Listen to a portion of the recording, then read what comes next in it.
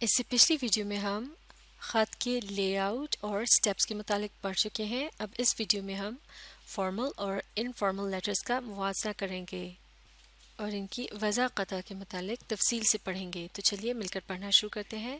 A formal letter یعنی ایک رسمی formal letter writing is undoubtedly one of the معاف کیجیے گا formal letter writing is undoubtedly one of the most challenging types of letter format. When putting it together, often you are addressing a person or organization with whom you are not familiar, and the quality of your content, including spelling and grammar, will be strongly scrutinized. In general, what you put together will have one of the following purposes: make a complaint, request something, make an inquiry.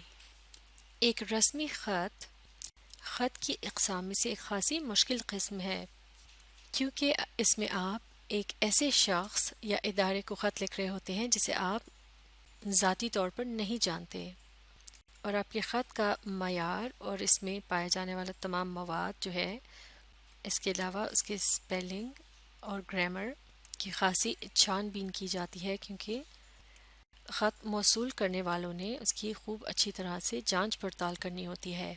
زیادہ تر رسمی خطوں کی نوعیت اس قسم کی ہوتی ہے، یعنی انہیں لکھا جاتا ہے کسی کمپلینٹ یعنی شکایت کے لیے۔ مثال کے طور پر اگر آپ کے علاقے میں صفائی ستھرائی کا نظام درست نہیں ہے تو آپ اس علاقے کے میونسپیلٹی وغیرہ کے سربراہ کو ایک کمپلینٹ کا خط لکھ سکتے ہیں۔ اسی طرح سے اگر آپ نے کسی سے کوئی التجا یا ریکویسٹ وغیرہ کرنی ہو، جیسا کہ آپ کسی ادارے میں کام کر رہے ہیں اور آپ کوئی چھٹی وغیرہ کی درخواست کرنا چاہتے ہیں، تو اس کے لیے بھی آپ ایک فارمل لیٹر یا اپلیکیشن لکھیں گے۔ اس کے علاوہ اگر آپ نے کوئی انکوائری کرنی ہو، یعنی کوئی معلومات حاصل کرنی ہو، اور آپ اس کے لیے کسی ادارے یا شخصیت کو خط لکھتے ہیں، تو وہ بھی فارمل لیٹر کے زمرے میں آئے گا۔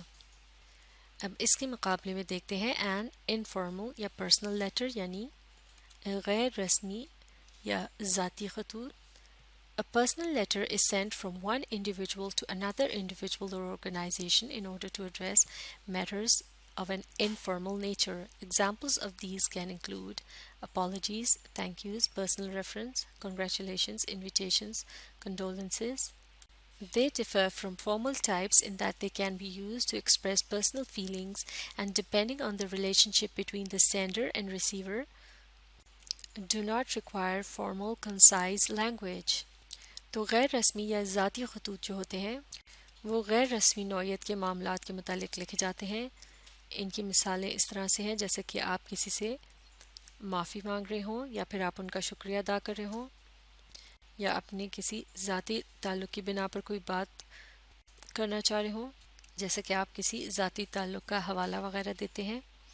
اس کے علاوہ آپ نے کسی کو کسی خوشخبری پر مبارکباد دینی ہو یا انہیں اپنی طرف مدعو کرنا ہو۔ اس کے علاوہ آپ افسوس وغیرہ کے خط بھی جب لکھتے ہیں تو یہ انفارمل یا غیر رسمی خطوط کے زمرے میں آتے ہیں۔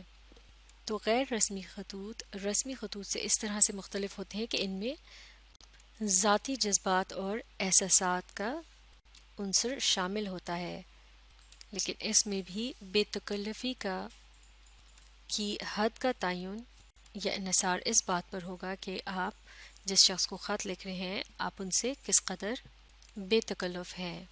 تو اس قسم کے خطوط میں بہت ہی ثقیل قسم کی یا رسمی زبان کے استعمال کی ضرورت نہیں ہوتی، اس میں عام اور سادہ زبان کا استعمال ہوتا ہے۔ اب ہم دوبارہ سے ایک فارمل یا رسمی خط کو سامنے رکھتے ہوئے اس کے تمام تر حصوں کو تفصیل سے جاننے کی کوشش کریں گے۔ تو اس سے متعلق پڑھتے ہیں۔ سب سے پہلے ہے کانٹینٹ یعنی مواد۔ In modern society there is a trend to use a shorthand writing style, for instance replacing the word you with letter U or replacing the word weekend with WK and then end. There are many other examples. This casual approach and informal writing style can easily be transferred, sometimes subconsciously, when a more formal style is required. یعنی آج کل یہ دیکھنے میں آ رہا ہے کہ آپس میں ایک دوسرے سے رابطہ کرتے وقت زیادہ تر شارٹ ہینڈ رائٹنگ سٹائل کا استعمال کیا جا رہا ہے، جیسے کہ لفظ کی جگہ صرف ایک لیٹر لکھ دیا جاتا ہے، جس طرح سے یو کی جگہ لیٹر یو، یعنی وائی او یو، تم، اس لفظ کی جگہ صرف لیٹر یو کا استعمال کر دیا جاتا ہے۔ اور اسی طرح سے اور بھی بہت سے الفاظ ہیں جنہیں شارٹ فارم میں لکھ کر آپس میں کمیونیکیٹ کیا جاتا ہے، لیکن ایک فارمل خط لکھتے وقت یہ بات یاد رکھنی چاہیے کہ آپ اس میں اس قسم کے شارٹ ہینڈ سٹائل کا استعمال نہیں کر سکتے۔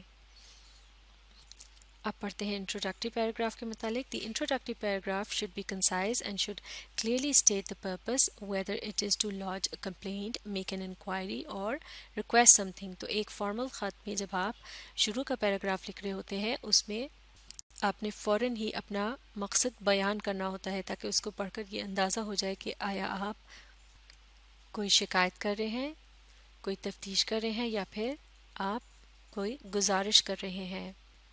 اب جانتے ہیں ایڈریسز کے متعلق، یعنی آپ کے پتے۔ یور ایڈریس یعنی آپ کا پتہ۔ Your address should be displayed in the top right hand section, this will enable the person that you are writing to reply. تو جب آپ خط کے دائیں جانب کو اوپر کونے میں لکھتے ہیں اپنا پتہ، تو اس کی مدد سے پڑھنے والے کو آسانی ہوتی ہے اسی پتے پر آپ کو جواب دینے میں۔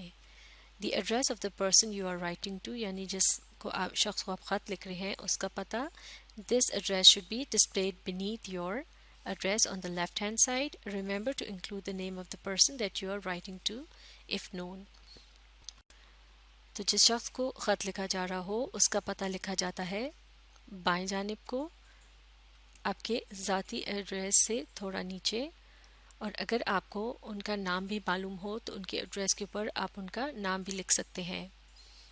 اس کے بعد ہے ڈیٹ یعنی تاریخ۔ This should be displayed on the right hand side of the page on the line beneath your address and should be written in full format. تو تاریخ کو دائیں ہاتھ کی جانب آپ کے ذاتی ایڈریس یعنی پتے سے تھوڑا نیچے لکھا جاتا ہے اور اسے کھول کر تفصیل سے لکھا جاتا ہے۔ مثال کے طور پر 1 جنوری 2001، یعنی سب سے پہلے دن، مہینہ اور پھر سال۔ مہینے کے بعد اکثر کوما کا استعمال کیا جاتا ہے۔ اب آج کل اسی تاریخ کو ایک اور انداز میں بھی لکھا جاتا ہے، لیکن وہ بھی اسی طرح سے مکمل ہوتی ہے، یعنی سب سے پہلے لکھتے ہیں مہینے کو، اس کے بعد دن لکھا جاتا ہے اور پھر آتا ہے سال، جیسے کہ یہاں لکھا ہے سب سے پہلے مہینہ، اس کے بعد دن اور پھر کوما کا نشان اور پھر ہے سال۔ اس انداز میں ڈیٹ لکھتے وقت اس کے ساتھ ایس ٹی یا آر ڈی وغیرہ کی شارٹ فارمز نہیں لکھی جاتی، کیونکہ اسے پڑھتے وقت اس طرح سے پڑھا جاتا ہے جیسے کہ جنوری the 1st 2001۔ تو یہ دوسری قسم کا جو ڈیٹ کا فارمیٹ ہے یہ زیادہ تر یو ایس میں استعمال کیا جا رہا ہے، جبکہ یہ پہلا جو فارمیٹ ہے اسے برٹش سسٹم کے تحت فالو کیا جاتا ہے۔ اب پڑھتے ہیں سیلوٹیشن یا گریٹنگ کے متعلق، یعنی دعائیہ کلمات یا پھر وہ القاب جو کہ خط موصول کرنے والے کو مخاطب کرتے ہوئے استعمال کیے جاتے ہیں، جیسا کہ میرے عزیز یا میرے پیارے وغیرہ۔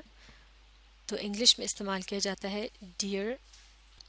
اس کے بعد ڈپینڈ کرتا ہے، اگر آپ کو ان کا نام معلوم نہ ہو تو آپ سر یا میڈم کا استعمال کرتے ہیں، لیکن اگر نام معلوم ہو تو آپ ایک رسمی خط میں ان کے سر نیم کا استعمال کریں گے، اور اس سے پہلے بھی آپ مسٹر، مسز، مس وغیرہ کا استعمال کریں گے۔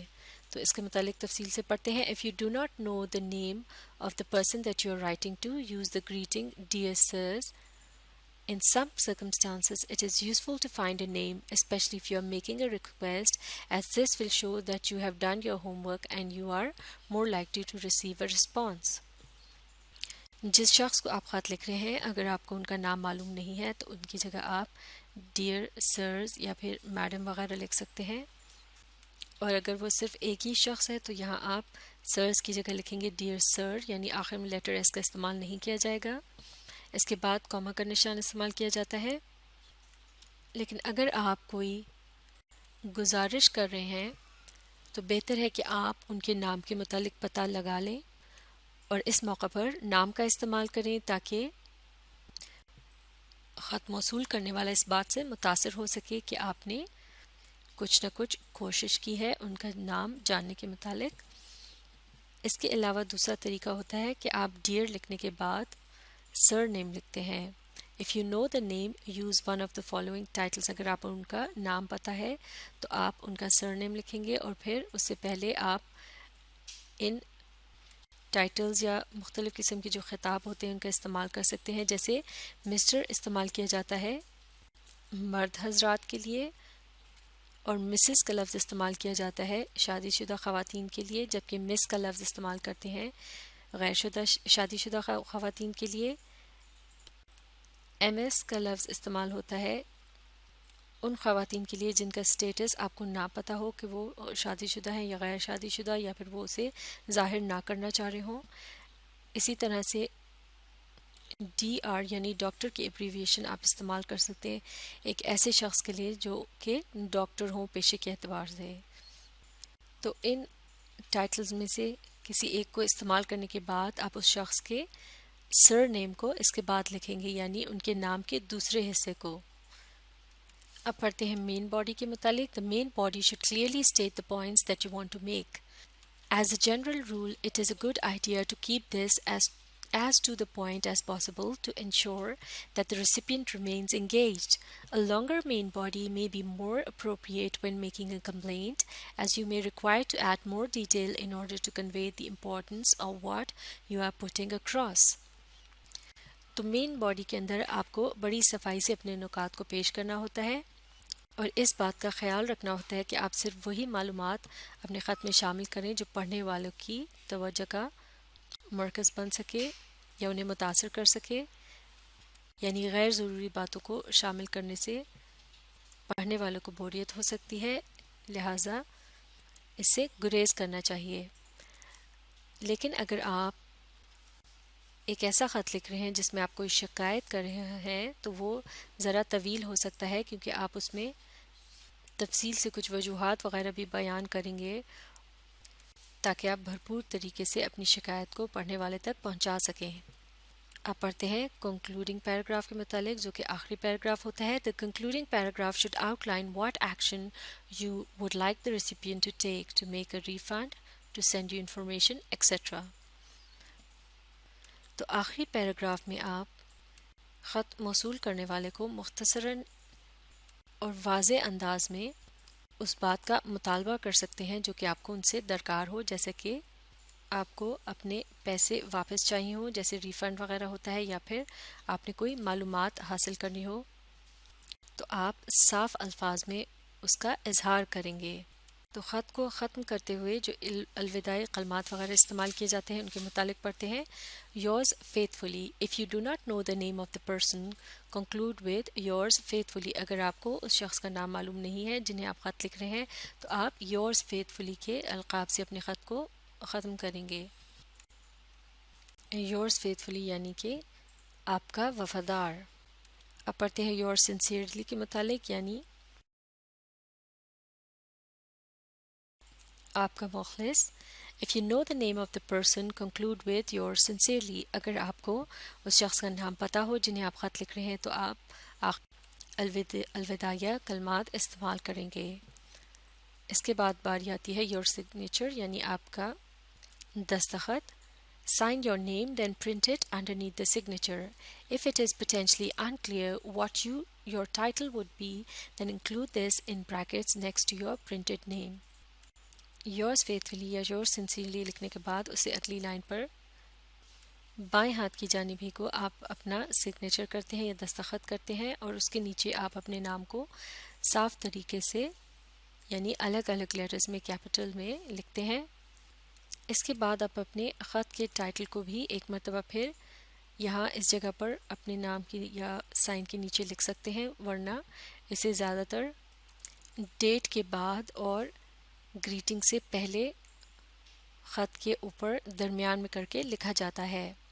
تو اب آپ ان تمام تفصیلی نکات کی روشنی میں خط کے لے آؤٹ یا فارمیٹ کو اور بھی اچھی طرح سے سمجھ سکیں گے. تو آپ اس ویڈیو کو ری پلے کیجیے اور اس کے ساتھ ساتھ پڑھنے اور سمجھنے کی اور اس کی مدد سے خط لکھنے کی کوشش جاری رکھیے.